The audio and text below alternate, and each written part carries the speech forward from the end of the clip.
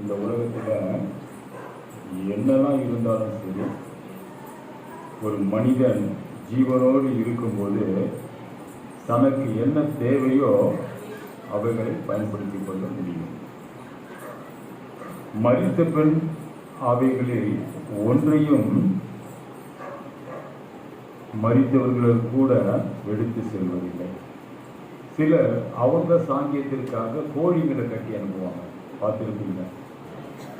இளைய வயது அதெல்லாம் கோழி அவங்களுக்கு பலி கொடுத்தது போல அந்த கோழியை உயிரோடு கட்டி அனுப்புறது நான் கூட பார்த்துருக்கேன். எதுவுமே மரித்தால் கூட வருவதில்லை. வந்த யாவரும் இதை யோசிங்க. இப்போதைக்கு கண்ணெல்லாம் மறைக்கப்பட்டு ஒவ்வொருத்தரும் நினைப்பதுதான் அது நடக்கும், வெற்றி பெறுவேன், செய்திருவேன், முடிச்சிடுவேன் நினைக்கலாம். எதை செஞ்சாலும் தேவனுக்கு பிரியமில்லை என்றால் அதனால ஒரு பயனும் இருக்காது.